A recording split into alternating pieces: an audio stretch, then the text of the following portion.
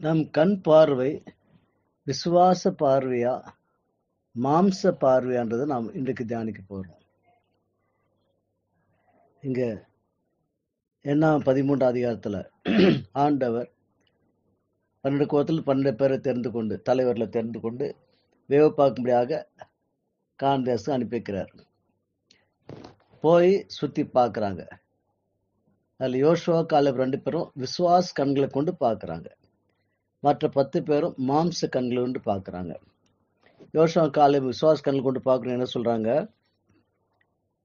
என்னாகும் 13:30. அப்போது காலேப் மோசேக்கு முன்பாக ஜனங்களை அமர்த்தி, நாம் உடனே போய் அதை சுதந்திரத்துக் கொள்வோம், நாம் அதை எளிதாய் ஜெயித்துக் கொள்ளலாம் என்றார். 14ஆம் அதிகாரத்துல வாசிக்கிறோம் 7-9 வரைக்கும். இஸ்ரேல் புத்திரரின் சமஸ்த சபையும் நோக்கி, நாங்கள் போய் சுற்றி பார்த்து சோதித்த தேசம் மகா நல்ல தேசம். கர்த்தர் நம்மேல் பிரியமா இருந்தால் அந்த தேசத்திலே நம்மை கொண்டு போய் பாலும் தேனும் ஓடுகிற அந்த தேசம் நமக்கு கொடுப்பார். கர்த்தருக்கு விரோதமாய் மாத்திரம் கலகம் பண்ணாதிருங்கள். அந்த தேசத்தின் ஜனங்களுக்கு நீங்கள் பயப்பட வேண்டியதில்லை. அவர் நமக்கு இரையாவார்கள்.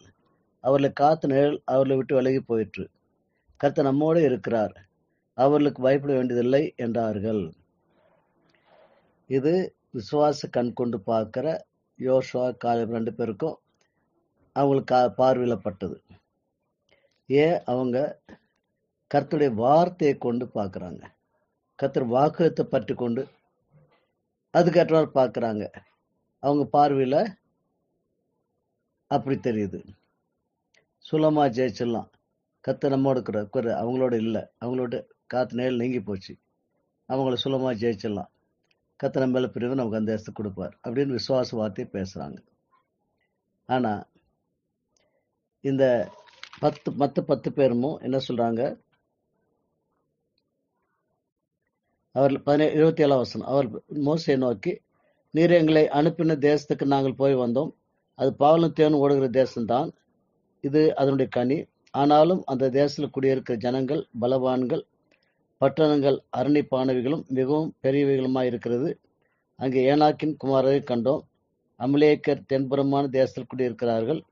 ஏத்தியரும் எபூசியரும் எமோரியரும் மலைநாட்டில் குடியிருக்கிறார்கள். கானானியர் கடல் அருகேயும் யோர்தான் அண்டையிலும் குடியிருக்கிறார்கள் என்றார்கள். 31 அவனோட கூட போய் வந்த மனிதரோ, நாம் போய் அந்த ஜனங்களோட எழுத்து நம்மாலே கூடாது, அவர் நம்மை பார்க்கலும் பலவான்கள் என்றார்கள். நாங்கள் போய் சுற்றி பார்த்து வந்த தேசம் தன் குடிகளை பட்சிக்கிற தேசம். நாங்கள் அதிலே கண்ட ஜனங்கள் எல்லாரும் மிகவும் பெரிய ஆட்கள்.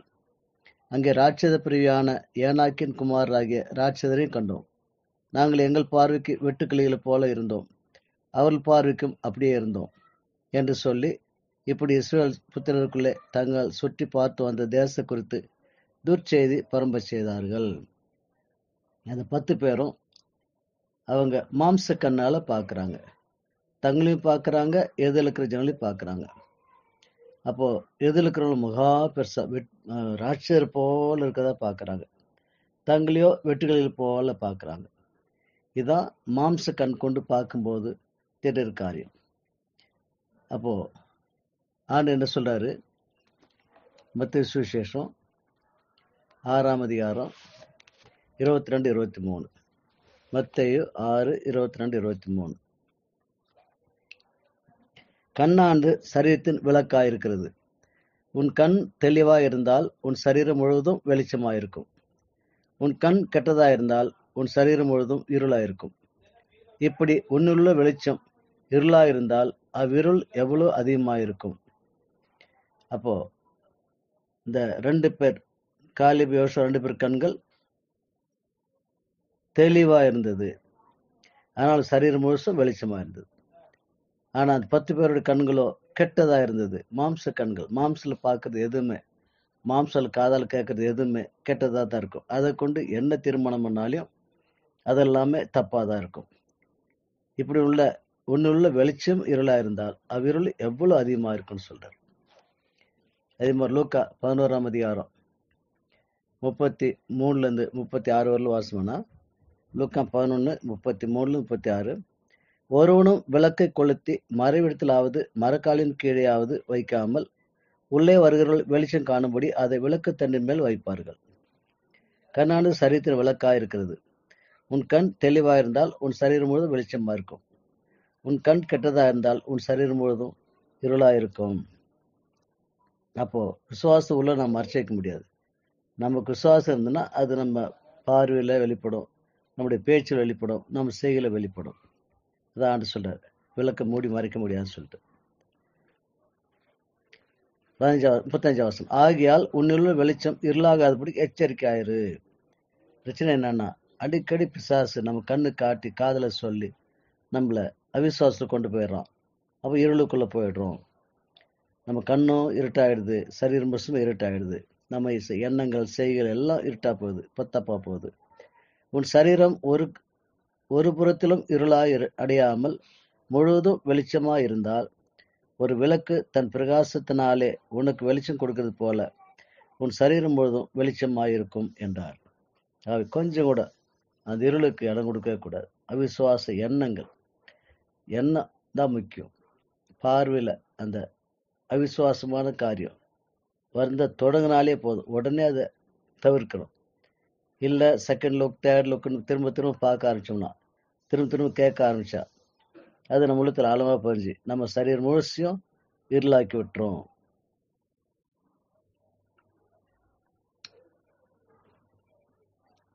உதாரணம் பார்ப்போம். ஆதியாகமம் 15ஆம் அதிகாரத்துல ஆபிரகாம் 75 வயசுல ஆண்டவனை அழைச்சார், உனக்கு குழந்தை கொடுக்குறவான்னு சொல்லி.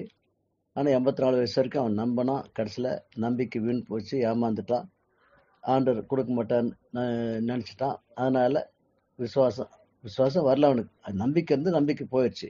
இப்போ என்ன பண்றான், தன் வேலைக்காரர் சொத்தெல்லாம் எழுதி வச்சுட்டான். அப்பதான் ஆண்டவர் அவனோட பேசுறாரு. பேசி உனக்கும் உன் மனைவிக்குமே நான் குழந்தை கொடுக்குறேன், அந்த குழந்தை உனக்கு சுதந்திரவாளி அப்போ சொல்றாரு. சொல்றது மட்டுமல்ல, ஆதியாகமம் 15:5 வாசிக்கிறோம். அவர் அவனை வெளியே அழைத்து, நீ வானத்தை எண்ணாந்து பார், நட்சத்திரங்கள் எண்ண கூடுமானால் எண்ணு, அவைகளை என்ன என்று சொல்லி பின்பு அவனை நோக்கி, உன் சந்ததி இவ்வளவாய் இருக்கும் என்றார். அவன் கர்த்தரை விசுவாசித்தான், அது அவனுக்கு நீதியாக எண்ணப்பட்டது. அப்போ ஆண்டவர் சொன்ன வார்த்தையை உறுதிப்படுத்துறதுக்காக ஒரு அடையாளத்தை காமிச்சிட்டார். இந்த நட்சத்திரம் என்ன மொழியா என்ன இவ்வளவு ஒரு சந்தி இருக்குன்னு சொல்லிட்டார். அதுல இருந்து அவனுக்கு விசுவாசம் உறுதியாயிடுச்சு. என்ன பண்ணுவான், அந்த விசுவாசம் பலப்படுத்துறதுக்காக இன்னும் உறுதிப்படுத்துறதுக்காக டெய்லி சாயங்காலானா இருட்டுற நேரத்துல வெளியே வந்து உட்காந்துவான். ஒவ்வொரு அச்சரமா வானத்துல காணப்படும். பார்க்க இது எனக்கு ஒரு குழந்தை, இது எனக்கு ஒரு குழந்தை, இது எனக்கு ஒரு குழந்தை அப்படி சொல்லி தன் கையில் ஏந்திர மாதிரியும் அதோட பேசுற மாதிரியும் சிரிக்கிற மாதிரியும் அப்படியா தானா கற்பனை பண்ணி தன் விசுவாசம் வளர்த்து கொண்டான். அதே மாதிரி அவன் 84 வயசுல விசுவாசத்துல வந்துட்டான். ஆனா சாராளுக்கு அந்த விசுவாசம் வரலையே. அதனால அவன் குழந்தைய பெற்றுக்கொள்ள முடியாது. 2 பேருக்கு விசுவாசம் வரணும், அப்பதான் குழந்தை கிடைக்கும். 2 பேரும் சேர்ந்தா பெற்றெடுக்கணும். அதுக்காக தான் அப்போ அவ்வளோ விசுவாசனால உனக்கு தான் விசுவாசம் கிடைக்காது, விசுவாசம் இல்லை, என் வேலைக்காரர்கள் சேர்த்து குழந்தை பெற்று கொடுத்து முதல்ல சொல்லி தப்பு பண்ணிட்டான். இப்போ தொடர்ந்து அந்த குழந்தையே போதும், அவ்வளோதான், எனக்கு குழந்தை கிடைக்காது. ஏற்கனவே நமக்கு ஆபிரகாமுல ஒரு குழந்தை கிடைச்சிச்சு, அதே போதும், இஸ்மாயிலே போதும் அப்படின்னு நினச்சிருந்தான். அவ்வளோ ஆபிரகாம் அப்படி தான் நினச்சிட்டான். சரி, நமக்கு ஆண்டவர் விசுவாசம் கொடுத்தாரு, விசுவாசம் நம்ம குழந்தைய பெற்று எடுத்துட்டோம், இந்த குழந்தை ஆண்டவர் சொன்ன குழந்தை இஸ்மாயில் தான், போதும் அப்படி திருப்தியாக இருந்துட்டான். ஆனால் திரும்ப ஆண்டவர் வந்து, இல்லை இந்த குழந்தை இல்லை, உனக்கு சரள குழந்தை கொடுக்குறேன்னு சொல்லும்போது அவனே மூங்குப்புறம் விழுந்து நகைக்கிறானா. 100 வயதான பிள்ளை பிறக்குமா, 90 வயதான சாரால் பிள்ளை பெறுவாளோன்னு சொல்லி தன் இதயத்திலே சொல்லி கொண்டார். இஸ்மாயிலுக்கு முன்பா இருப்பானாக அப்படி சொல்றான். அப்போ அவர் இவ்வளவு நாளா ஆபிரகாமுக்கும் தனக்கும் மனைவிக்கும் குழந்தைக்கும் விசுவாசம் இல்லை, தனக்கு ஒரு ஆகார் மூலமா இஸ்மாயில் கிடைச்சிட்டு அது போதும் நினைச்சு நம்பிட்டு இருந்தான். சாராலும் தனக்கு குழந்தை இல்லைன்றதே உறுதியா இருந்தான். ஆனா இப்போ ஆண்டு சொல்றாரு, இல்ல. 17 அதிகாரம் 19 வசனம் வாசிக்கிறோம். அப்போ தேவன், உன் மனைவியாகிய சாராள் நிச்சயமாய் உனக்கு ஒரு குமாரனை பெறுவாள், அவனுக்கு ஈசாக்கு என்று பெயரிடுவாயாக. என் உடன்படிக்கையை அவனுக்கும் அவனுக்கு பின் வரும் அவன் சந்ததிக்கும் நித்திய உடன்படிக்கையாக ஸ்தாபிப்பேன். அங்க எப்படி ஆபிரகாமுக்கு வெளியே நட்சத்திரங்களை பார்க்க வச்சு அந்த மாதிரி ஒரு சந்ததி இருக்குன்னு சொல்லி அவன் விசுவாசம் உறுதிப்படுத்தினாரோ, அதே மாதிரி இங்க சாராள் சொல்றாரு, உனக்கும் உன் புருஷனுக்கு ஒரு குழந்தை பிறக்கும், அந்த குழந்தைக்கு நான் ஈசாக்குன்னு பேர் வைன்னு சொல்லிடுறாரு, பேரு சொல்லிடுறாரு. அப்போ சாராளுக்கு விசுவாசம் வந்துருச்சு. இப்படி அதுல இருந்து 2 பேரும் விசுவாசித்தாங்க. அப்போ அவங்களுக்கு குழந்தை உண்டானதுன்னு பார்க்கிறோம். இப்படி விசுவாச கண்ணால பார்க்கணும். கத்தர் கொடுக்குறேன்னு சொன்னதை ஏற்கனவே கொடுத்துட்ட மாதிரி விசுவாச கண்ணால பார்க்கணும். பார்த்து பார்த்து பார்த்து அவரை துதிக்கணும். அப்பதான் நாம் விசுவாசிக்கிற காரியம் நமக்கு வாய்க்கும். ரோமர் 4ஆம் அதிகாரத்தில் வாசிக்கிறோம். ஆபிரகாமுடைய விசுவாசம் எப்படிப்பட்டதான்னு சொல்லிட்டு ரோமர் 4ஆம் அதிகாரம்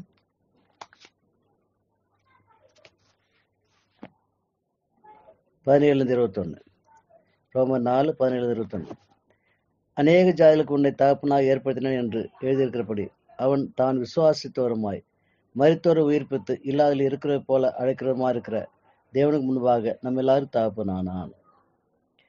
அப்ப ஆபிரகாமுக்கு எப்ப அந்த விசுவாசம் வந்துருச்சோ, அவன் என்ன விசுவாசித்தான்? என் சரித்தை நான் பார்க்க மாட்டான், என் மனைவி சரித்தை பார்க்க மாட்டான். ஏன்னா என் ஆண்டவர் செத்தவங்களையும் உயிர்ப்பிக்கிறவர்.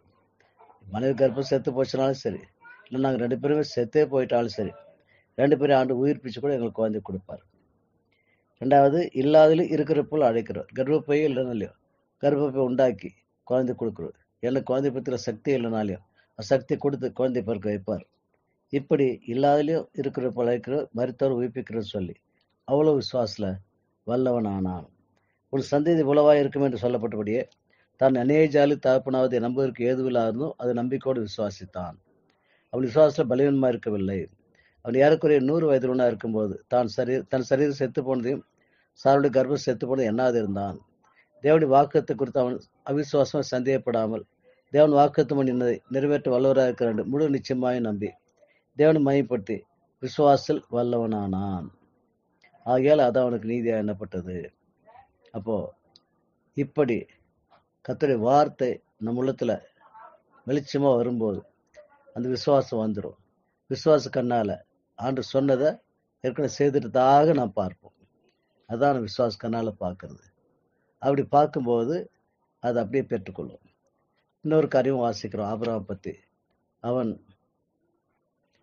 அது கொடுத்த ஈசாக்க கொண்டு பலி கொடு சொல்றாரு. அப்போ அவன் விசுவாசத்தை பாருங்க, இந்த ஈசாக்கு மூலமா தான் சந்ததி உண்டாகணும்னு சொல்லி ஆண்டு திட்டமா சொல்லிட்டாரு. ஆனா அவனே கொண்டு போய் வெட்டி எனக்காக பலி கொடு சொல்ல எரிச்சு சாம்பலாக்கு சொல்றாரு. அப்போ எரிச்சு சாம்பலாகிட்ட எப்படி இந்த குழந்தை இருக்கோ அந்த எப்படி இந்த குழந்தை மூலம் சந்தி உண்டாக முடியும்? ஆனா அவரோட விசுவாசம் என்ன?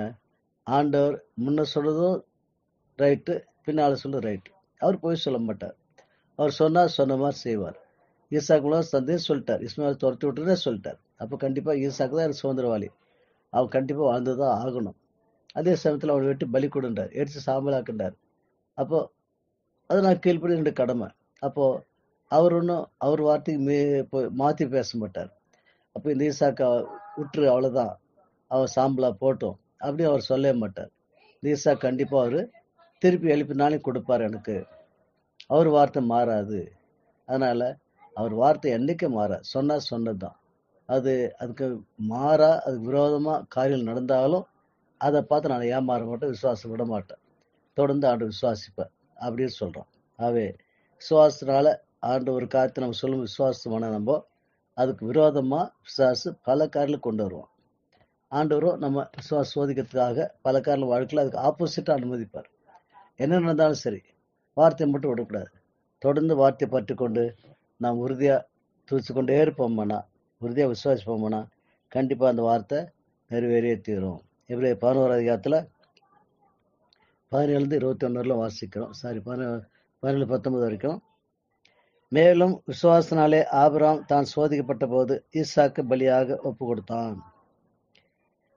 விசுவாசனால ஒப்பு கொடுத்தான். என்ன விசுவாசம்? ஈசாக்கு ஒரு சந்ததி விளங்கும் என்று அவனுடைய சொல்லப்பட்டிருக்கின்றது.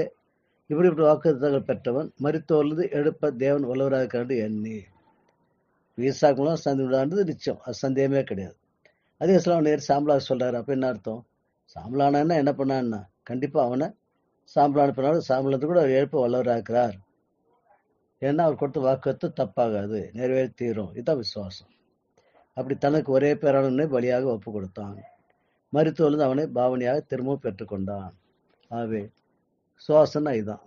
கர்த்தர் சொன்னபடி செய்வார். அது விரோதமா நம்ம வாழ்க்கை ஆயுளத்தில் நம்ம வாழ்க்கையில் என்ன பார்த்தாலும் நம்ம அதை பார்த்து ஏமாற வேண்டிய அவசியமே இல்லை. கர்த்தர் சொன்னதை மாற்றவே மாட்டார், செஞ்சே தீர்வார். அந்த விசுவாசம் நாம் இருக்கணும். என்னாமோ 14ஆம் அதிகாரத்தில் அந்த 10 பேரை ஆண்டவர் சாவடிச்சு பார்க்கிறோம். என்னாமோ 14ஆம் அதிகாரம் 36, 37. அந்த தேசத்தை சோதித்து பார்க்கும்படி மோசையால் அனுப்பப்பட்டு திரும்பி அந்த தேசத்தை குறித்து துர்ச்செய்தி கொண்டு வந்து சபையார் எல்லாரும் அவனுக்கு விரோதமாய் முறுமுறுக்கும்படி அந்த துர்ச்செய்தியை சொன்னவர்களாகிய அந்த மனிதர் கர்த்தருடைய சந்நிதியில் வாதியினால் செத்தார்கள். ஆண்டவர் வாதி அனுப்பி அந்த 10 பேரையும் சாவடிச்சிட்டார். ஏன் அப்படி சாவடிக்கணும் அந்த 10 பேரையும்? காரணம் லூக்கா 17ஆம் அதிகாரம் 1-2 வாசிக்கிறோம். லூக்கா 17:1-2. பின்பு அவர் தம்முடைய சீஷர்களை நோக்கி, இடர்களுகள் வராமல் போவது கூடாத காரியம், ஆகிலும் அவைகள் எவனால் வருகிறதோ அவனுக்கு ஐயோ. அவன் இந்த சிறியரில் ஒருவனுக்கு இடல் உண்டாக்குவதை பார்க்கலாம், அவனுடைய கழுத்தில் எந்திரக்கல் கட்டப்பட்டு அவன் சமுத்திரத்தில் தள்ளுண்டு போவது அவனுக்கு நலமாயிருக்கும். அவர் இடல் உண்டாக்குறது இவ்வளவு பெரிய பாவம்னு சொல்றார். இந்த 10 பேர் இஸ்ரேல் ஜனங்களோட அவிசுவாச வார்த்தையை பேசி அவங்க விசுவாசம் கெடுத்துட்டாங்க. அதனால என்னாச்சு, இந்த 10 பேர்னால அந்த எல்லாருமே 6 லட்சம் யுத்த வீரர்களும் வனாகத்தில் சாக வேண்டிய சூழ்நிலை வந்துருச்சு. இதுதான் பெரிய இடரல். இந்த 10 பேரால அவங்க இடறி போயிட்டாங்க, விசுவாசிட்டு வழி போயிட்டாங்க, அவிசுவாசம் போயிட்டாங்க, ஓன்னு அழுது முறுமுறுக்க ஆரம்பிச்சிட்டாங்க. அப்போ அந்த எல்லா இஸ்ரேல் ஜனங்களும் 6 லட்சம் பேரும் சாவறதுக்கு காரணம் இந்த 10 பேர். அதனாலதான் இடர் உண்டாக்குறவங்கள கழுத்துல எந்திரக்கல்ல கட்டி ஆழமான சமுதிரம் தள்ளுன்றார். அவன் தப்பி கழிச்சு வந்துடக்கூடாது, வந்து இன்னும் மற்றவங்களை இடர் பண்ணக்கூடாது அப்படின்ட்டு. அந்த மாதிரிதான் இந்த 10 பேரும் இன்னும் விட்டு அவங்க இன்னும் இடர் உண்டாக்குவாங்களே, இன்னும் அவிசுவாச வார்த்தை பேசி எவ்வளவு பேர் கெடுப்பாங்களோ. ஏன்னா பெரிய தலைவர்கள் அவங்க 10 கோத்திர தலைவர்கள். அதனால இவங்களை வைக்கக்கூடாது இனிமேல் சொல்லிட்டு அவங்கள வாதி அனுப்பி சாவடிச்சு தான் பார்க்கிறோம். ஆகவே இதெல்லாம் நமக்கு எச்சரிப்பாக சொல்லப்பட்டிருக்குது. நாம் ஜாக்கிரதையா இருந்து கர்த்தருடைய வார்த்தையை பற்றி கொள்ளும்.